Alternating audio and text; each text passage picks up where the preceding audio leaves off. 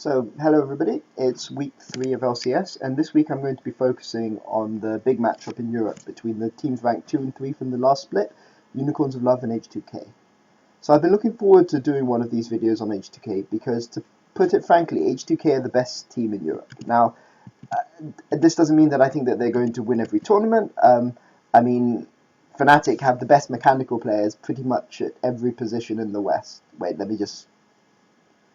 Yeah, pretty much they have the best mechanical players at every position in the West.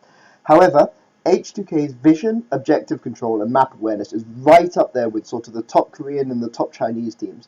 Although they make too many mistakes right now to be able to sort of fight on an equal footing with an EDG or an SKT. They were very, very close to beating Fnatic in the playoffs last season, and basically made some very frustrating mistakes in key games in the playoff and lost 3-2 in the semis. And also their loss this season to Origin was also not great. And this sort of shows the sort of weaknesses that H2K have as a team. But their strengths in objective control and map awareness and vision control are very, very good. And that's what I'm looking forward to covering in this game. I think basically the H2K success demonstrates two things very, very clearly. So firstly, we have the benefits of a good coaching staff, sort of the objective focus, logical play, map control. These are all things which are the responsibility of the coach to help implement, and Prolly has done a very good job in helping the players to get sort of this level of sort of objective control. Secondly, H2K's success demonstrates the benefits of good, clear shot calling. So from interviews, it's very clear that Kasing is the main shot caller in H2K, and it's no surprise that H2K's performance and results improved dramatically after he was added to their team last split. Unicorns, well, I could spend hours sort of talking about Unicorns, maybe in another video, but basically from Unicorn side, this is a team that team fights well, can switch between passive and aggressive play very well, so that's a sign of also good shot calling, but is less objective focused and makes often more suboptimal plays than H2K. And this is something that we're going to look at in this game. So we have this sort of chaotic, sort of all-in-your-face, very aggressive team, who could switch between aggressive and passivity very quickly in Unicorns, and we have sort of controlled, objective-focused H2K on the other hand. So let's have a quick look at pick bans. So we have pretty standard bans here. So Kalista right now is the best AD carry. Fizz is a good target ban versus H2K, who can flex it top or mid assassin. And Kog is Power of Evil's best champion, and Morgana is Hylissang's best support. This is the real ban I want to talk about. So Reksai is a pressure ban from Unicorns of Love, as it leaves up Ryze and Gragas as sort of OP picks left to ban, and makes sense if Unicorns want to first pick Gragas. Because basically H2K are going to be forced to ban Ryze, which they do, and this leaves Gragas open. Now, they first pick, rather than first picking Gragas, however, they first pick Sivir.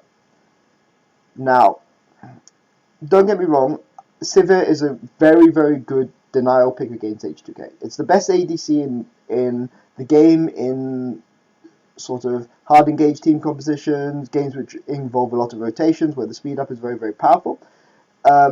And it allows H2K to play their sort of hard engaged style, and they have a ridiculously high win percentage when they're allowed to play Sivir. However, Unicorns, by first picking Sivir, leave up Gragas and Thresh. Two champions which are the best at disengaging from hard engaged Sivir compositions. And this is the third ban here I want to talk about. So if they're going to first pick the Sivir first, which I don't think is a bad idea, this third ban should be on Thresh. So why should it be on Thresh? Because it allows them to pick Reksai later, which means that they also get one of the top tier junglers. And it's clear that H2K are going to ban Ryze here. They have to ban Ryze pretty much. And it means that H2K don't get to first pick these two disengagers. H2K can... Kasing is a very good Annie player, so I mean it does give H2K Annie, but you don't care too much. Like, Sivir Annie is by far the best combination bot lane, the best hard engaged bot lane, but you can just as easily play a Nautilus here. You can play a Nautilus or an Annie here. So there's no... So basically they should be banning a Thresh here. They should be banning Thresh here. In part, not so much to deny Thresh, although it is good to deny Thresh when you're playing a hard engage composition, but mainly because it will allow them to pick Reksai or Gragas later on in the draft. So Unicorns would love first pick the Sivir, H2K sort of counter with the best disengaged support and the best disengaged jungler.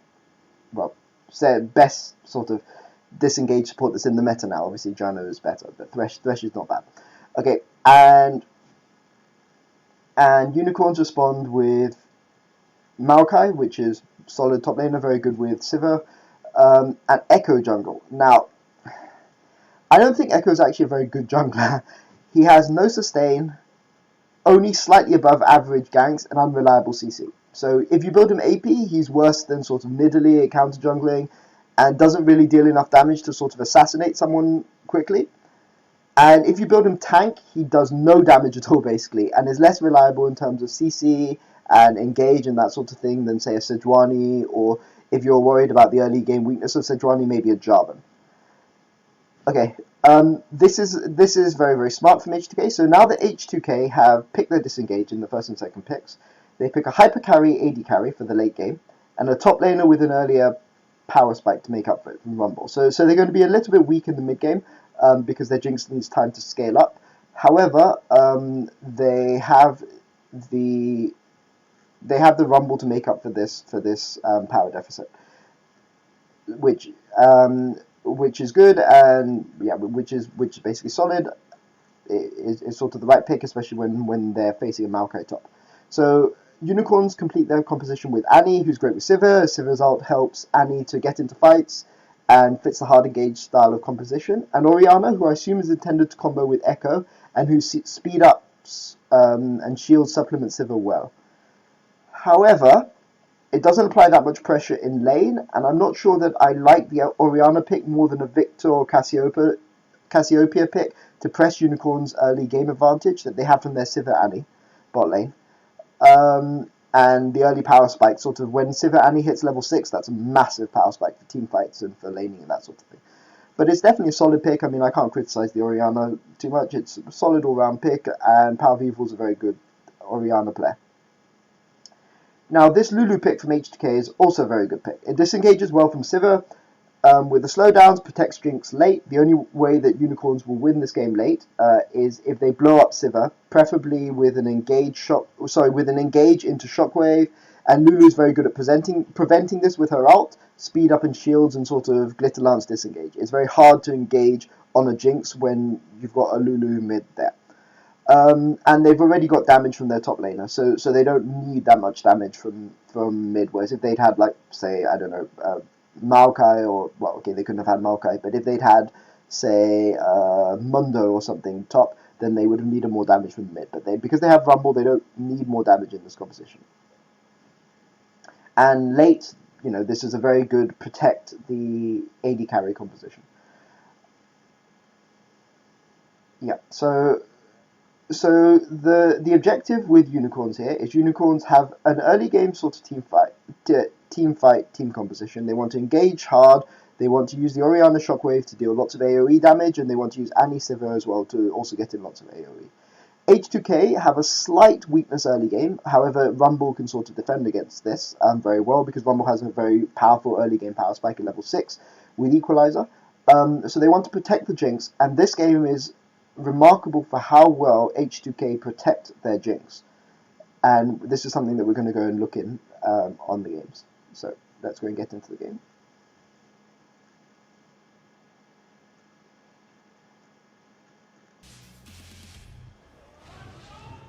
Strong words from Hyanin as we load onto the Rift for our match of the week. Unicorns of Love looking to get a win over H2K and look for that 1-1. H2K looking to go 2-0 on the week, and we'll see who can pull it off. Jungle Echo from Kikis. Yeah, and you said it, strong words from Yarn, and I hope he can back it up too, because playing a Jinx in a composition like Sivir Maokai, Annie, Orianna follow-up, and even Echo with parallel conversion, that's a lot of crowd control heading your way, and you don't necessarily have too much peel. Definitely don't. But Wait, take a look at what? the percentage. No, of that's wrong. kills Sorry. damage. Krepo is Each of the completely wrong respective here. heroes, you can see how Chachi Where he says that every one of the H2K's carries team here has for no UOL. peel. So very Every big single stylistic champion on difference here. We H2K can see peel that for the this Jinx. Unicorns Even rely on Jinx power can peel kill for in a lot of herself with those flame games to choppers. get the poke I mean, damage from Thresh and middle lane Gragas are coming the in two here. best peeling As we see peeling why supports in Odoamne the likes this role, because peeling many of these games he got jungles and support incredibly in the fed game. and Mid simply is, carried you know, throughout these Lulu two is very games good and at they ended up peeling, winning. and even The Rumble can Unicorns also going to peel with react in the pressure Equalizer of and Odoamne. Harpoon. H2K So predict so this herald is so opening Krepo's up completely wrong claim. here. The They're trying entire to farm in the H2K team can meanwhile. peel. Um, Want to get a very weak lane. Annie Sivir. so Usually Sivir lanes are pretty weak, so but I the mean, addition of nothing to Annie say here. Sort allows of the double defensive poke to come out wards. and be very potent and punish a lot of misposition. Well, yes, they can punish. They can punish mispositions from Jinx, but you is can't say the H2K don't have any peel. I mean, that's just completely wrong. Golems. Okay, so here, Yana so and some things to Kasing notice. Okay, up top. We'll see how they so handle the Alright, Krugs. auto attack, play to so reset. Annie goes up toward this gromp, and they Level know twos that with Annie us. has Wait for a warded second play. somewhere here. Beautiful. What is the So they know that they're warded, Oh, and they that's know that beautiful. And then you see the one out. they know That's Doesn't get better than where that. they're maybe where one more rocket. they know that. Snitpicking. Well, It's never they know good that enough. No, I H2K. think this is almost Your perfect. So they know standards are that too H2K high, know Krepo. that unicorns I have think warded Yarn may have this, so picked they're up going to pick avoid himself. the Of course, gromp in order doesn't to matter avoid because giving we go away into an empty lane and information. The reason that one day we will see a unicorns, team. sorry, I've got to pause this. The reason unicorns ward this gromp is because they want to know whether they're facing a lane swap, because Echo is starting golems here. They are not going to be able to gain the experience in a lane swap, so they want to know whether H2K are starting golems, are starting gromp, sorry, so that they can interfere with this. So it's not a bad ward, but it means that H2K know that they can hide their jungle route, because remember he was hiding in this bush, and he knows that Annie didn't come and ward here, so so H2K know that Annie has warded the gromp, and this means that they can anticipate that Echo has started golems. And this is something which is going to come into play very, very soon from H2K. And it shows how strong H2K's early game sort of awareness and map awareness is. So they know that Annie hasn't warded this bush, they know that Annie has warded gromp, which means that they can infer that Echo is starting red side, and this is going to be something that they're going to Catch punish their very well later. enemies off guard by the Note that he perfect doesn't golems. go That day I gromp will here. rejoice. And Until He that's then, it. we're gonna avoids watch this live deliberately You stream. can gromp win and a game avoids staying if you out do and the stays perfect out of vision. golems. 100%. That's it. GG no re. Why not? PVE. So Master it. PVE for both of the AD carries. POE for the unicorns. POE So is actually, gonna have the help. I just want to this. The SUP, So there is actually luck in League Killer of Sign, Legends, and flash this is something I available, want to stun cover charge, very, left very charge. quickly. Because we go into an empty lane and So here they're very, very lucky. One So they day. don't get to lane in time. H2K don't get to lane in time, but they do get a lucky lane freeze here. So you notice here that normally you have to group the minions in order to make sure that the lane is pushing towards you. But H2K get lucky here because the lane sort of ends up pushing towards them, and this is a little bit of luck here. So they're lucky with how the lane freezes because they don't get to lane in time before the minion waves meet each other here, as you can see. So this is a little bit lucky, and it gives them an advantage which they're going to go and exploit. Remember again that unicorns can infer from what's happened at the start of this game that Echo has started red side jungle, just from what Annie has done with that ward, where Annie has warded, and You can they're win a going game to take if you advantage. do the perfect golems. 100%. That's it. So here, GG once no the lane re. is frozen, PvE. they So know PvE for they both know of the that AD Annie carries. is well. POE. Annie goes mid, which is sensible. But notice PoE is here gonna have the the good play help by of the Ryu. He SUP. hugs this side of the lane as soon Killer as Sign, flash Annie available, disappears stun from the charge, lane. duck He was charge, in the he's got mid, level and now he's 2. going to hug that side He's of the playing lane. back though. He knows. So If you don't see the good sort support on of the minimap in the sensible bot play. lane, very likely there's roll. But here, notice lane. here the good play from You can tell Thresh. by his position. Good play from Kasing here. So Thresh checks the blue.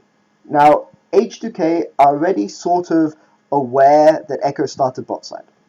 They know that his jungle path is going to take a little bit of time because he didn't get any help because Unicorns of Love's lane went straight to lane. So he knows he's going to be a little bit late here, and Thresh is here anticipating that Echo is going to come for his blue. they also know that Gragas, Thresh, and Rumble will beat Maokai, Annie, because they don't know exactly where Annie is, and Echo early game, especially because Jinx is nearby to rotate to give the extra support. So they don't know that Annie is in this bush, but they do know that Annie is away from the map, and they come here anticipating that they're maybe going to have a 3-on-3 or maybe a 3-on-2. So Annie could easily have recalled here and be coming up to fight for this blue.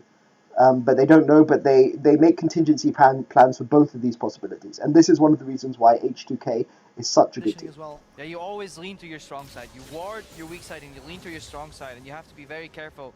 So this is an example of where H2K are really quite a good team.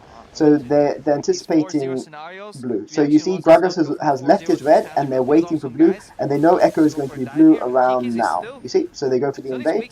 They don't know where Annie is, but they're confident that they're going to be able to win this. Now Annie recalls could argue recalls a little bit late, but is going to be here to contest. Push away Unicorns of Love, So Flame Choppers is going to get sidestepped here from Vizichachi, but this is a good hook by Kasing. Really good kill here. Very good play from H2K. But remember that this is built up for this good play starts from H2K seeing the ward that Unicorns place at sort of the 1 minute 30 mark. Okay, so this basically, yeah, so this is H2K understanding what the actions of the other people on the map mean and playing around these sorts of things. So you already see Ryu hovering near the top side of his lane to avoid dying to the gank from Annie, and you see the Thresh going to check blue very early, so that they can anticipate the Echo going to blue and they can invade the blue and keep him down early. That's very solid play there from H2K. Yes, Kiki picks up 1 kill, but down again. Fantastic start by H2K. If I remember, this pause didn't take so long, so I'm just going to sit through the pause. So, and as a result, this gets them 2 kills early. And even if it hadn't got them 2 kills, they would have been able to force Echo off the blue buff. So that was very solid play. Okay, so we're back into the game already, and H2K have managed to get the buffs, but they don't really have the damage now to kill blue. I mean, they rather deny Vizichachi. Another really good play by Kasing here, lands the hook into Flame Chompers, and they manage to blow the Flasher, which is really sort of good play. Just really good sort of play from Kasing. He got them the kill, the first blood kill, and managed to blow another Flasher. So that's very flash up, and we're only 4 minutes 25 seconds into the game. I love it. We expected chaos from the Unicorns. H2K, as Yarn said, maybe they're not ready to play strategically just yet, but we are. It's not about knowing to some assists to work out. Now Power of Evil. Oh, he's gonna get body slammed that's down. really good play there. Getting all of the. Not sure if that flash was needed. Maybe. I mean, I guess it was a secure flash. I'd have to look at that in slow motion to be able to work out that flash was needed. But very good play here. Unicorns. So again, this is H2K playing with expectations. So they know Gragas has died, remember, and they've seen that Gragas had the blue buff. So they assume now. Note Power of Evil here is going to hover towards the right side of the lane here, because he's expecting loulex to be on red. You see, the reason why here that Odoamne is here in the lane is because they know that loulex didn't get red. He started blue and then came straight to Unicorn's blue, and he's therefore not expecting this gank attack. Even though Ryu comes towards him and starts playing aggressively here, it's not enough of a tell, because he simply assumes that loulex does the logical thing, which is to go to red here. Instead, loulex is coming mid to gank him, and he's not expecting it, and it's a very good kill here. So this isn't just good play mechanically, this is good play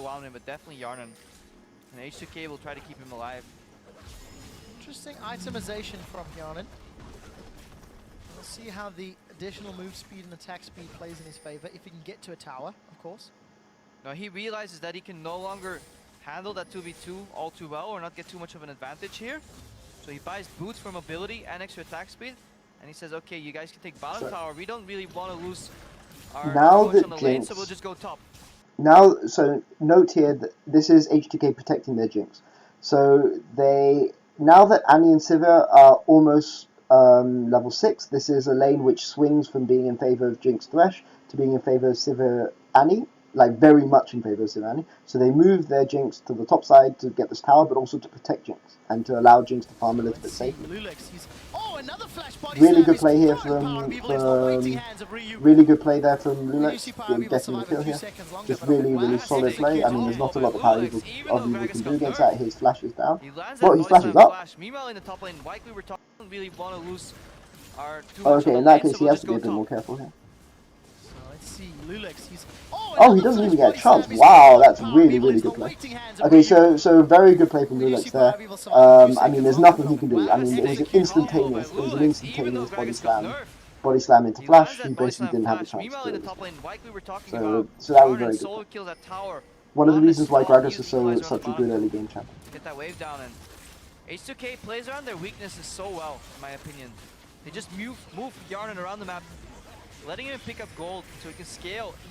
Why is he? I don't understand why he's tempted. Krepo is right here actually. H2K know where their comp is strong, where it's weak, and they're playing around the strengths and weaknesses of their composition very well. They're putting their jinx into the open lane here.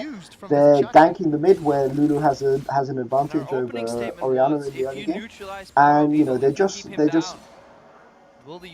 playing to their strengths and avoiding their weaknesses really well.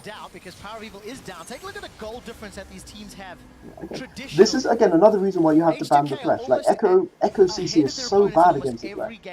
I really think that Reksai ban was bad if they're going to first fix it. And you can see it represented. Traditionally, at 10 minutes, it's 800 gold. Right now, it's closer to 3,000 gold.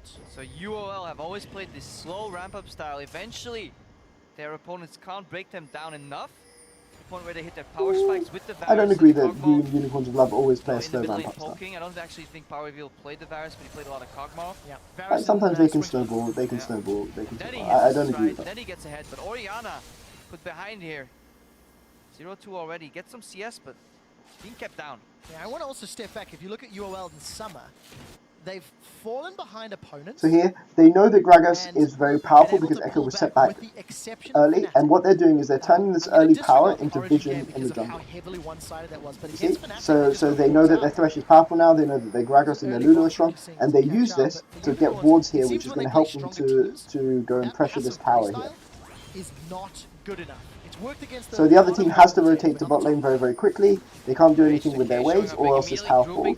And they've used this power spike to put the wards here in the jungle, getting the deep wards down and putting pressure. As well, though they have a Sivir composition where you want to group. They have a Sivir Maokai that just wants to dive in, so H2K will have to tread lightly. I like the way Hyonin has played this though, considering you went pickaxe. Considering he doesn't really want to fight toe-to-toe the Annie Sivir. Now that Vardex has got himself a pickaxe and the BF sword, let's go to around 1,300 gold, so moving his way to BF sword, but as I say that, we may have a team fight on the hunt, thrown down. Vardex has used spell shield very early. Odoamne's got caught up. See, now this shows here sort of the advantages that Unicorns of Love have in a team fight. They disengage really well using all of things. Even though the shockwave hits 4 people and gets them all very low, hits 3 people, I don't think it hits Rumble. They're able to disengage and they're able to go to lead that fight with a kill. So that's just very good play sort of there from H2K. Just using all their disengage very well to zone people, to create zones in the fight where they single out people and kill them with the Gragas ult. Very good play here, and definitely justifying that early pick Gragas. Such utility Sivir brings to the table, but good engage by so here, actually, I just want to rewind here and show you. So this is the difference between H2K, who are like a top tier team in Europe, and I think have the potential to be one of the top tier teams in the world, although they're not there yet, and sort of a mid-tier sort of Western team like Unicorns of Love. So Unicorns have a massive wave here top, coming into this tower, but don't rotate to take it down. They just waste time around mid, whereas they could be moving these champions all to the top lane or to get around in the jungle. so they lose a massive advantage. By contrast, Odoamne, who's the top laner of H2K, is there in time and he's going to clear this wave. By contrast, look down here, H2K had the entire jungle warded and were playing around to this side of the map here and pressuring this side of the map. Whereas Unicorns aren't. And this massive wave here, which could have easily resulted into a tower, Unicorns of Love haven't been able to do anything about. Now note the minion wave control here. So Rumble has cleared this minion wave, is slow pushing this minion wave, and is now going to come down for the dragon, which they know is going to come up very, very soon. Fardex is now getting poked out by Ryu. Ryu again. So remember, H2K don't want to fight for this dragon because Annie ult is up. So they don't want to fight here. They're just pressurizing the dragon and hoping that somebody comes up and deals with this thing with this wave type. Oh, they're not. Well, Rumble could have pushed it. They don't want to fight here because this is a big power spike for. Okay, well, this is a big power spike for Unicorns of Love, and even though H2K have a massive gold advantage, they could just easily push this wave here into top. Well, okay, but I mean, what they were doing, I mean, they had deep wards here, so maybe they knew Sivir wasn't here, and they therefore could pressurize it. I don't know exactly. Did they know Sivir wasn't in? Oh, okay, I see. So they see Power of Evil recalling, and they know that Sivir is low. Okay, I see. So that's why I didn't understand. Oh, okay. So they see Sivir going back to recall here. So they know Sivir is recalled and they know Orianna's recalled, and that's what. So okay. So this is what was happening. So H2K were going to go and push this top wave here and sort of leave the dragon, but they know that Sivir recalled and they know that Orianna recalled, and therefore they went for dragon and then they lost the 50-50 smack, which is just bad luck. But they were originally going to do what I told you, which is that they were going to push this top wave here with Rumble and just give up this dragon. However, the two people recalled, so they saw an opportunity to fight, and then they lost the fight, which is just bad luck, I guess. So, especially against this team, if you go full squish, you will just get blown up immediately. Rely on your base stats, on your passive, and this is good. Okay, so that made sense. So I didn't realize that they'd seen Sivir recall. Yeah, okay, so that makes more sense. Because right now Unicorns of Love are in their main power spike in the game. So they have the level 6, well they have a higher than level 6 Maokai, higher than level 6 Sivir Annie. This is the time when they're really, really strong, and this is why you don't see H2K making all these aggressive moves, because Jinx is still scaling up, and you know they're not that much more powerful, and like they're heading gold, but a shockwave can really equalize one of these fights, and they can give up their advantage right now by fighting in the enemy team's power spike. So they're avoiding fighting now and just letting Jinx scale up. And this is what they're using their advantage to do, and this is very, very smart. More of a distracting, tanky role. Done 25 CS now. Sword Shoes finished. Haunting Guys finished. Is Odoamne get to a point again where he reduces so much magic resistance that he's dealing 2 damage? Perhaps not this game, but... It's great to see Odoamne yesterday because he fell behind against SK. But as the game progressed, he still found ways to combo. Note the big difference here between the priorities amongst the junglers. So they've rushed. So Dragos has rushed the Sightstone, whereas Echo has rushed Kindred, which I don't agree with. Equalizer comes out and it splits UOL. That means that the shockwave is going to throw Odoamne backwards. Sorry, I was making a comment about. I'll go and cover this fight, but just note here that Echo hasn't rushed Sightstone, so they're not gaining much of an advantage, and he's only rushed Kindred, which is only cooldown. Okay, so they get the catch here on Hana. Blow the flash of Jinx, but don't kill Jinx. They do get the top. Okay, so this is a great barrel here to single out Power of Evil. Okay. Oh, and okay, so the Jinx Rocket misses, but this fight could have been awful. Like this fight would have just been awful. So again, note they're protecting their carries really, really well. I wish I knew how to do this in slow motion. So let's pause it here. So here, remember, Jinx is here getting free fights off in the fight, and they have nobody who can get onto this Jinx because they've used the flash on Annie in order to get Jinx. So even though Jinx has no flash, they can't easily get onto him without Echo getting. So H2K are looking to avoid Echo getting in. Okay, note. They take out Annie and they've used up the Power of Evil's flash early and got Power of Evil low with the Great Gragas Battle. Okay, and but they missed the death rocket, which could have immediately won this fight. So note the two carries here. Now the two carries of H2K are going to make a mistake here, a slight mistake, but they're not punished here. So here, so as they chase down, they go into the Echo sort of area of effect, and Echo goes and charges in and might have been able to kill Jinx here. But you see how strong Lulu is here. Lulu immediately CCs him and is going to be able to put a shield up on and can put a shield on this Jinx, so they can't kill the Jinx. And this is the Lulu being incredibly powerful here and protecting the Jinx throughout this entire fight. Okay, so Lulu gets a second kill here. Very good thing. And basically, if this had been another mid laner without easy CC here, I mean, the only reason Jinx isn't dead is because he W'd Echo immediately before Echo could get it first. Really good play by Ryu here. Okay, so they kill the Annie. He immediately W's him. There you go. W's him. See, this is all the peel. This is all the peel that we have from Unicorns of Love being put into play. Everybody in their team composition. Okay, what Ryu does here is very, very smart. So he gets the E to reposition onto Sivir, but he knows that Sivir has spell shield. So he's going, instead of using it to kill Sivir, he's going to use it to kill Power Weaver. And you see, instead of going for Sivir, because he can't get the Sivir because he knows about the spell shield. Very, very smart heads up play by Ryu. And he gets a quadra kill on Lulu, which is pretty strong. Kill for Ryu, the extended team fight going in H2K's favor. Oh, they gave that kill to Ryu. You saw them slow down, and Ryu with the taunt right afterwards. Quadra kill from the normally utility mid laner that is Ryu, and yeah, H2K. So this shows the strengths of H2K's team composition. Is the word for UOL. Chrono Break went in, almost finished somebody off. Flash Sabers went in, almost finished Bardax. So remember, this is a whole fight where Jinx has no flash. Almost survived, but he didn't. No flash, and I think no heal as well. Okay. So they get the tower. Great engage here from Gragas, forcing Power of Evil's flash, and he's slowed down immediately by Glitterlance. He dodges the rocket, which would have made this fight awful, but I mean it's still not so good. Okay, they use the equalizer here as a zoning tool, so Hilisan can't escape, and Power of Evil's completely out of this fight now. Watch Ryu, he's untouched so far, so he says, okay, this guy I'm gonna kill. Okay, so here they make a slight mistake where they chase into the Echo ultimate. Done, who's next? Which allows Echo to almost kill both of them, but this is a tank Echo, so he doesn't do that much damage. That's what Ryu's looking for. Okay, so the shield is from Thresh, sorry, not from Ryu. loulex distracts his team, that's fine.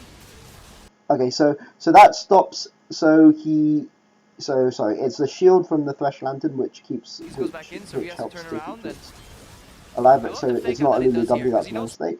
But he does W Echo there to stop Echo being able to escape. This is a disadvantage of Echo. Unreliable CC, not much damage. If that had been like a Sejuani or Jarvan, that fight could easily have gone in favor of Unicorn. 6,000 gold lead for H2K. Yeah, and we saw that graph earlier about basically the average gold leads. Okay, so remember what I was talking about wave control here. So here you see this wave here, which is slowly pushing towards this tower, and Jinx is slowly pushing it. Thresh is already warding the jungle in preparation for them being able to push this wave here in 1 minute when it reaches the tower. So they're going for the mid tower here, and they think that maybe they can get mid tower and bot tower. But they've warded the jungle so that they can make this rotational play from here to here. However, they notice that there's only 2 people top instead of 4, so they know people are recalling. But they don't know, they've lost vision of people. But this is what H2K was setting up. They were setting up to go mid tower into bot tower. So, Unicorns have to stop pushing. Sweep the brush to get out safely. H2K working on vision again. But you see, we're looking at 17 minutes, they put these 2 wards here. Remember, so they're setting up this wave here to slow push, and they're giving themselves the vision already in order to allow them to make this rotation. H2K have the opportunity to get vision control. Yarn in the 005 as a hyper carry, and his supportive mid laner. They've got to be a bit careful here because, okay, so because he did have the ball on top of him. So he could have been setting up. But I mean, basically, as long as the shockwave doesn't hit Jinx, they're probably okay. Can he get the kill? Chachi is trying to reduce the damage Yeah, with that he's vengeful very- he's a maelstrom. very, I very don't good. think it's going to be enough. There's no Odoamne way doesn't you're even skipping need an this. ultimate. He's going to throw down another flame No spitter. way you're If he can skipping line this. it up, Okay, as a so that's Chachi that. made that one close. The heal from the passive did work out at 5 eggs. Ooh, My word, Kasing, he lands that was a really good another hit. death sentence. And H2K. That was a really good hit. Okay, right. I mean, that's just good play. I One mean, spell like, shield is there's no simply strategic not thing in that. enough That's at just this point really to good play. keep the unicorns alive. Forest fire on the bot lane kills Vizichachi. Bardax blocks one spell, gets hit by the hook right after, and H2K, they're snowballing their advantage here. This is really. Remember, they had these wards earlier. They've got this entire jungle warded. Yep. There's just nothing at this point that unicorns can do. You see, the Echo here doesn't do any damage because he's a tank. Like, I mean, Echo is really was such a bad pick in this stuff. But how much will it help? Ryu's looking for more. Blitzalance does not stipe the big tree, but H2K will be happy with the trade. They get another tower. Another tower. Johnny gets excited. Decide to go in, and again, a couple of kills and an objective. Every time H2K ties their chaos to an objective at least. Constantly thinking about how they can close out this game. Krepo is very right here. They always make sure the wards are ready. You know, they can always go. They're always in position to go for the next objective. Always, Just always. like Cast Clash and Tibbers. H2K really are right up there with the top Asian teams in sort of their mid-game But objectives. Loulex's Gragas has been phenomenal this game. Every flash body slam is connected, every explosive cask is connected, and when you Also, compare it like to Kasing and Frederick Loulex earlier, also who's playing out of their missing a mind. lot. What a You know, big isn't, impact. You'll actually see Lulu you see, look connected at right this. now. It's Another body super, slam. super This good time he play. doesn't need his See, flash. okay, he's dead immediately, and That look, equalizer's in the Echo it. doesn't do anything. He just Yes, can't Vizichachi kill. gets Odoamne, He doesn't can't matter. Yarn kill is staying the. alive in his He can't fights. do anything. He He's just the can't kill hyper carry nobody. for H2K later in the fight, And it Ryu forces He's the utility mid laner as the other Lulu, team to relying the usually rest on of his their team to base go damage, deep, but and when this you means get that they this can far just ahead lose. and you have the Ludens and the Athenes, that's not only the base damage you're doing a whole lot of damage. Aegis of the Legion picked up now as well on loulex, and as you said, those body slam flashes coming out of loulex, we've seen a lot of Gragas players miss them, hitting some minions, not quite connecting, but he knows how to play this champion. I think Loulex is one of the more underrated junglers in the European region. Well, Oftentimes puts up great performances. We finally see Vizichachi. well, yes, Loulex is one of the most underrated junglers because he's sort of like a. Because people who watch League of Legends tend to prefer the sort of flashy junglers. Like, I mean, I would say, like, if you thought about junglers in terms of, like, cacao junglers, who are, like, the really flashy junglers who make all these great flashy plays, and, like, the dandy junglers who win games by getting vision control of the game, Loulex is definitely a dandy-style jungler, and he's the best in Europe at playing this sort of style. And, of course, he's underrated because he doesn't make flashy plays, although he's playing out of his mind in this game. It's not something which people tend to appreciate. Whereas the H2K vision control and the shot calling, like, this is something which they play together as a team really, really well. They control the objectives, and this comes from the vision control that they're getting, which is what Loulex is providing. This area, this is where they have a ward, and eventually you'll figure it out. And of course, sometimes he just goes off like he is in this game. Like this game, every single barrel has been on point, every single flash body slam has been on point. He's just playing really, really well. Quite a few minutes. 7,000 gold down. 20 minutes in. Okay, but this is part of the problem you have with H2K. Sometimes they'll do stupid mistakes like this. Like, what's he doing here? This is very clearly Odoamne's mistake.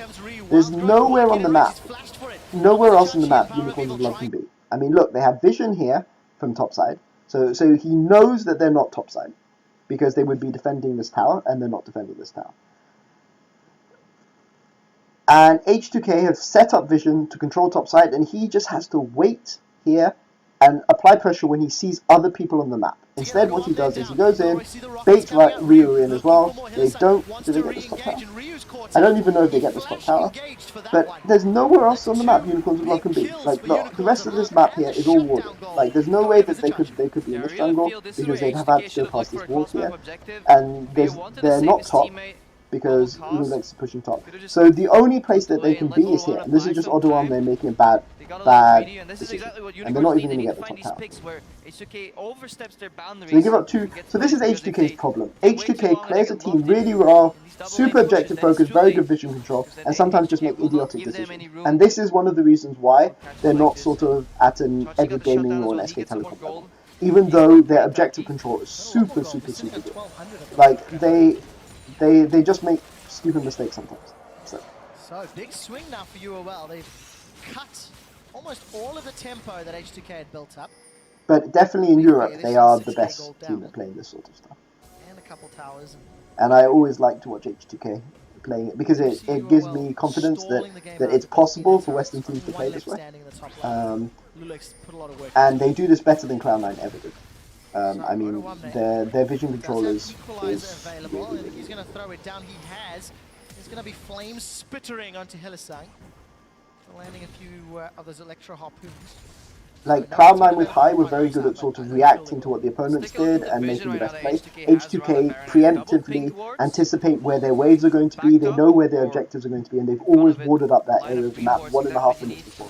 So see if remember UOL earlier with the unicorns Jinx, are they about to slow face pushed check. this wave, warded They here have and the here, trinket ready. The and orbital then left this wave hit the Kasing. tower here, They want to and push they in were mid ready lane with right all the now. wards Have in the Odo in the jungle top in lane. order to go and make Avoid to getting go caught here. and This is a crucial put point. If pressure on this the mid side of the lane gets map. pushed beyond this point, then they can turn into the Baron area, clean the vision, and force the face check.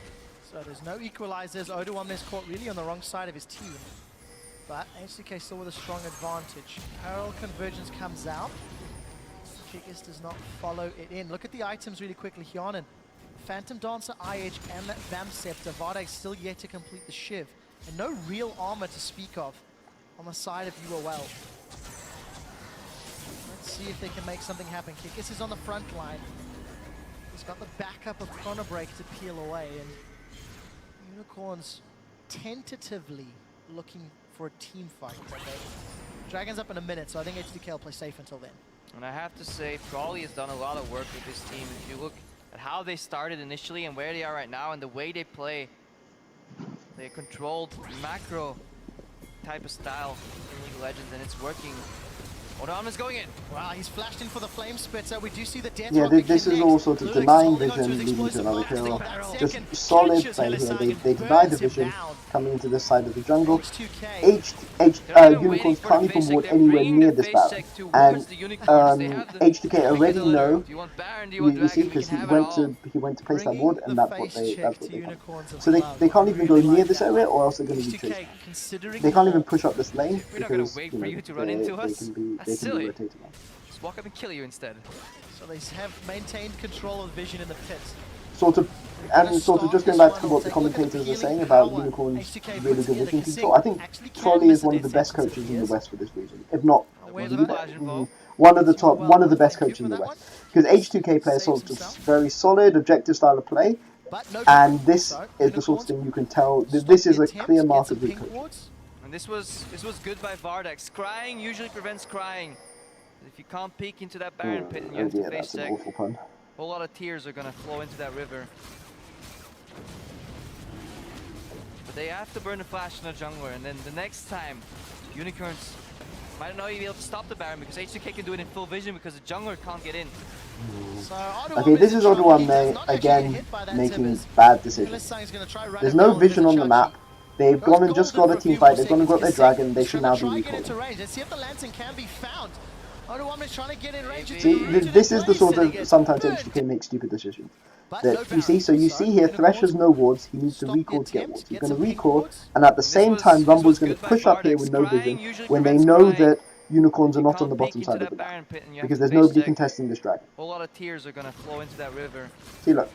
Thresh places his last ward and wants to recall him. But they have to burn the flash in the jungler, and then the next time, Unicorns... You see, he's recalling here to buy wards, and Odoamne here immediately goes and then pushes. There's no vision anywhere here. There's nowhere else Unicorns can be on the map, and this is the second time they make this going to try run him down with Vizichachi.